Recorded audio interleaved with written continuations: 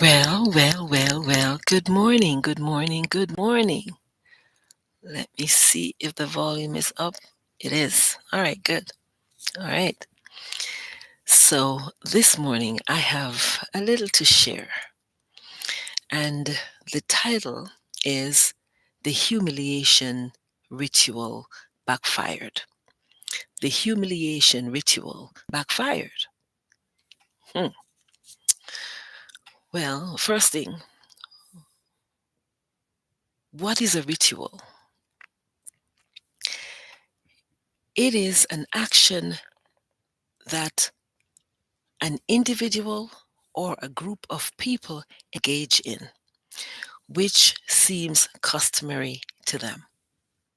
Okay, so it is an action that an individual or a group of people engage in, which seems customary to them. It is like a form of worship or customary practice.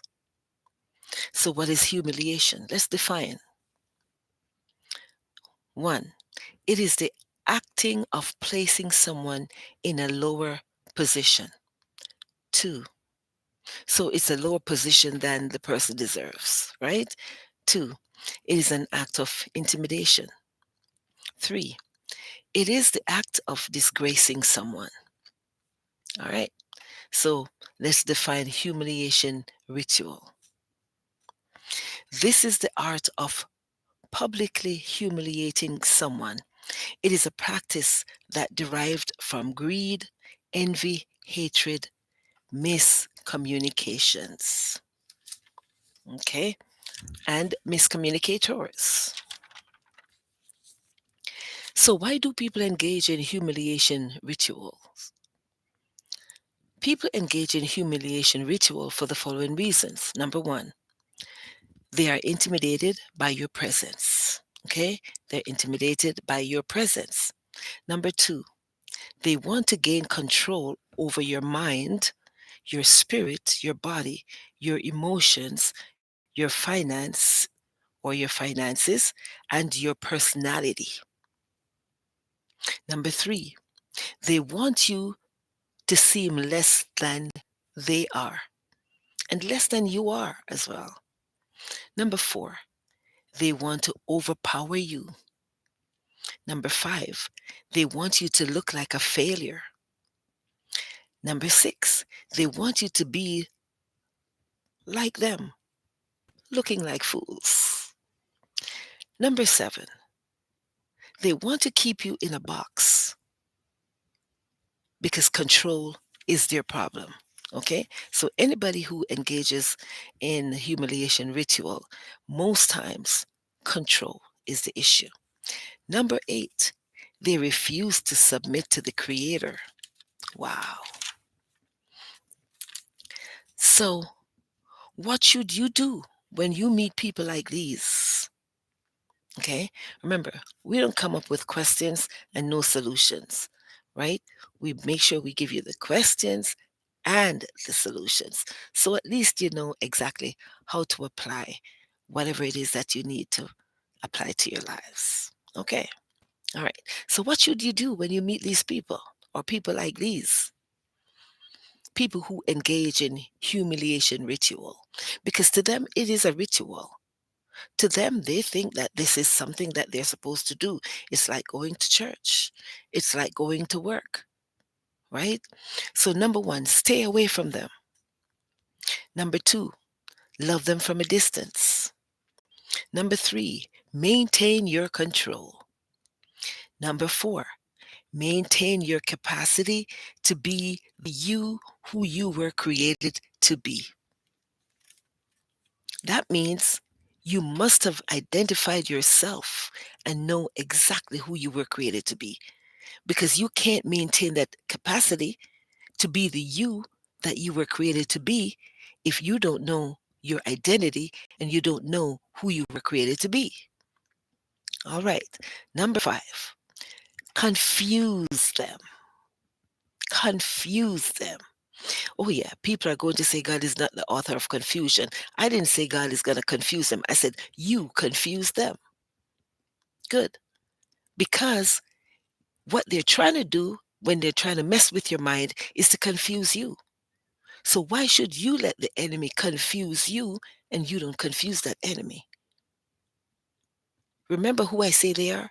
They're haters. Good. So if people are going to come with this humiliation ritual that they want to humiliate you, it means they're trying to bring you down for some reason. Greed. They don't like you. Something's wrong with them. Good. So if you treat them like a doll, guess what? You give them the capacity. You come in agreement with them to destroy you. So number 5, I said number 5 was confuse them. When they want you to look like failure, keep on working to be successful. Come on. Come on. I'm sure somebody is in agreement with me this morning when it comes to this. Okay? Confuse them. When they want you to look like failure, keep on working to be successful. Number 6, do not be intimidated by fools. Fools identify themselves by their behavior and the way they speak. Fools, they do have intellect, but they use it incorrectly. All right?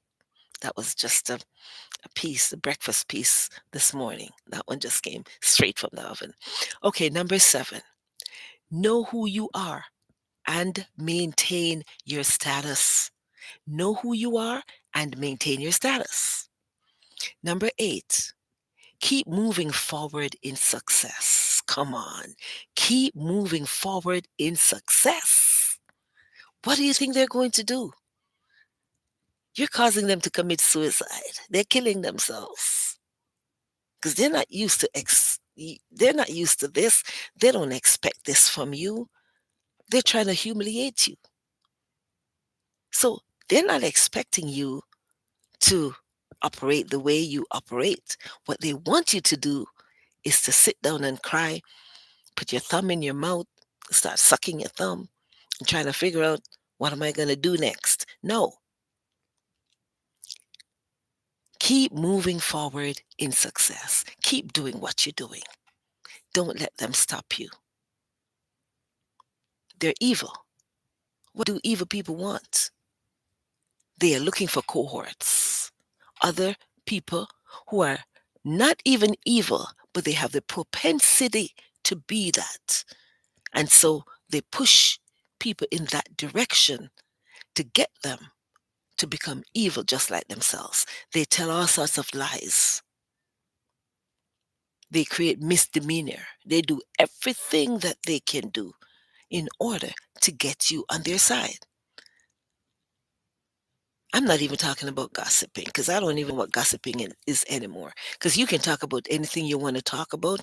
You can talk about anybody you want to talk about. Because some people are valid for discussion. Some people are invalid when it comes to discussion. There's nothing about them to discuss. They have nothing interesting going on in their lives. And so therefore, there's nothing to talk about. You talk about people who are doing something that makes a difference in life, and that will help your wisdom to develop. If you keep doing trash talking, talking about trash, garbage, the things that belong in the garbage dung, that's what you're picking up and discussing. What are you going to get from that? Nothing. Absolutely nothing. Let's get to number 9. So, number 9, ignore their immature demeanors or behaviors because obviously they have proven to you when they're doing the humiliation ritual, they're they're proving to you that they're not mature. Okay, so we need to put them in a different class. The school of immaturity, right? Where students need to be mature enough to control their emotions, control themselves, control their thoughts, and take control of their own minds that other people can come and take it over and do whatever they want to do with it. Good. Number 10, speak words of encouragement to yourself. When you speak words of encouragement to yourself, it doesn't matter what someone comes with. that does not make a difference. You see, people can say whatever they want to say about you. Are you going to believe what they say about you? What are we talking about? Humiliation ritual. Why does it backfire? There is a reason why it has to backfire. We'll get to that. But there is a reason why it has to backfire.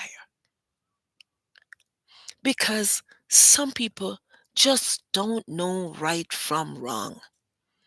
And it doesn't seem as if there are enough people out there who will tell people when they're wrong. And when, you know, you're doing something good, well done. You're not doing something good, no, shape up or ship out. Get yourself in order. Get your mind in order. Think appropriately. That whatever you think, because thoughts are internal, but the only way you can know what people think most times is when they express it outwardly. So when they verbalize it, some of us can tell what's going on inside of people because we have the gift. Okay, it's not voodoo, it's nothing like that. We just have the gift. It's just a gift, right? Gift of discerning of spirits. And so therefore, we can tell you some things that are happening, right? We don't have to be psychiatrists for that. We just need to have that gift. Okay, that's a special gift that a whole lot of people want to have, but don't have the capacity. You get it? To receive and use it correctly and then to maintain it. So that's why a whole lot of people don't have it. And they will wonder, why is it that I don't have this gift? Why is it that you have this? Why didn't I get this? What did you ask for? And how were you building so that that could be put in your toolbox? You see what I mean? So think of yourself as building, okay, and rebuilding. When you're doing that renovation process, you know what's going on? There are things that you have to collect to put in your toolbox, whether you're a male or a female. Male and female can do the same jobs, but there are things that you have to collect to put in your toolbox. What is it that you're going to collect to put in your toolbox? This is root cause analysis. You know how I'm always into this root cause analysis because I think it's very pertinent, especially for these days, always pertinent for life, but especially these days. Why? Because a lot of people are not doing root cause thinking. They don't know how to analyze. And the skill, the analytical skill is very important. Once you go to college, university, all that kind of stuff, you have to learn those skills because those are the things that help you to mature and then to be able to act according to precision in life. If you don't have those skills, what are you going to do? Somebody's just going to tell you, do this, do that, do this, do that, do this, do that, like a robot. Good. So you need to have what you need to have in your toolbox. Those are your instruments. Doctors have their stethoscope and their stuff that they need, their blood pressure machine and all that kind of stuff, all the things that they need to do their work. Doctors do. The nurses, they have their machines or their, blood pressure checker, whatever that is, okay? And the thermometer to check your temperature and all that kind of stuff. Just like mothers, we always have a bag packed, right? When we're taking our babies out, we always have a backpack with the thermometer, right? You have a bottle of formula or breast milk, whichever one, right? Or baby food, right? You have that suction that you have to push up in the baby's nostril to suck out whatever you need to suck out, all those kind of things. See, people with their humiliation ritual, they're nasty because what they want to do is to bring you down, and they want to bring you down the nastiest way. Well, guess what? We work on the nasty things, just like I said with the babies. When you're taking out the mucus, this little girl said, the mucus, Miss Evie, the mucus. So when you're suctioning out the mucus out of the baby's nostril, it looks, yeah, kind of eerie, but you're a mother. That's a part of being a mother. That's a part of motherhood. I don't know if you do it with a dog. I don't know, but I know you do it with a baby, okay? Because I know about babies. I don't know about animals. I know you don't do it with a fish, okay? And fish is what I like.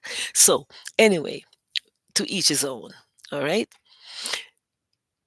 But you have to know exactly what is it that you will do to make sure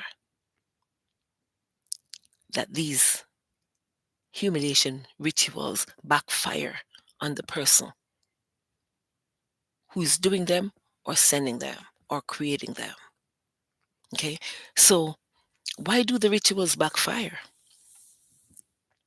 The rituals the rituals backfire because of the following. Number one, the energy they use to mess with you will expire at some point in time. I love that one. I love it because I know the backfiring effect. People wonder, why is it that you go through so much in life and you're still so calm? Well, why should I be agitated? You're going to tell lies on me and say I have an anxiety problem when I know I don't. You're going to try to fish around and see if you can create an anxiety issue for me. So, because I know that's what you're going to do, because I can think ahead. So, because I know that's what people are going to do, guess what I do? I stay calm. I stay calm. I relax. I'm not thinking about the person who's trying to create the ritual. What I'm thinking about is, how is the person coming up with that ritual? What is the ritual that the person is coming up with? I don't care about you coming up with it because you are you. You will always be you. I just want to know, what is it that you're going to deploy? What is it that you're going to employ to use? What is it? Who are you going to use? Who are going to be your employees? Who are the people who are going to be your cohorts?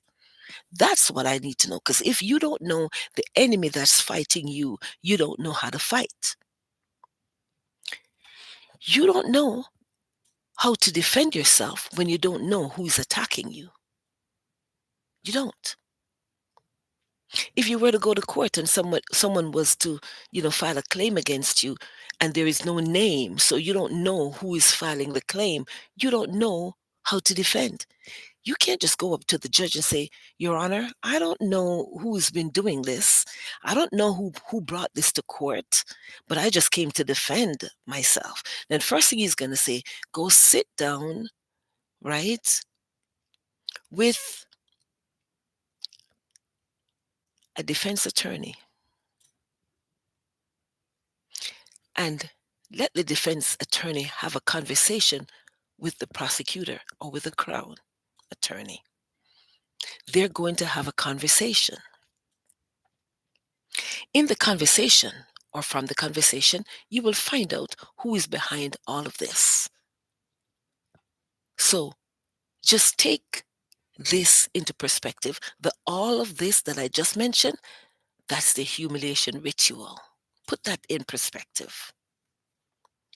So when you find out who is doing what, you know exactly how to attack. You don't know how to attack if you don't know who's doing it.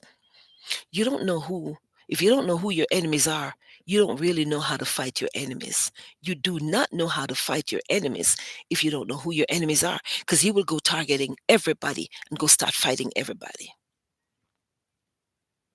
That's what it is.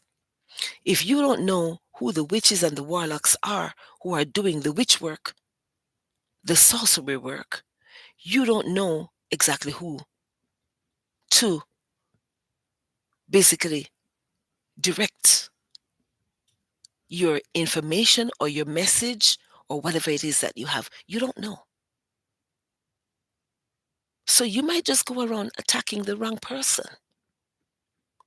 So when you do a root cause analysis, in the root cause analysis, you will be researching, you're exploring, you want to find out who is doing what. Why are they doing what they are doing? When you find out what they are doing and why they're doing what they're doing, you know how to combat their approach, their effect or affect, whatever effect it would have on your life.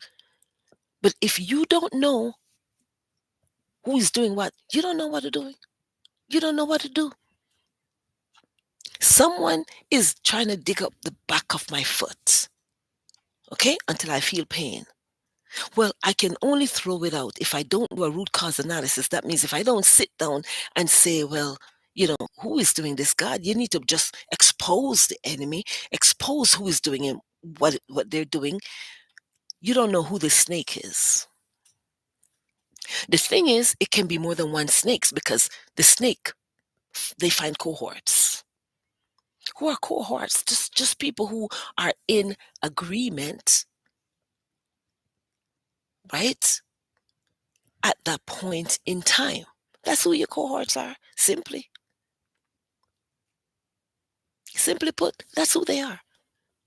You're studying MBA or you're studying your master's. Everybody who's in your master's program with you, they are your cohorts at the time when you're studying it. So if you studied yours 1993 and some people studied 1994, those are not your cohorts. Those are not your cohorts.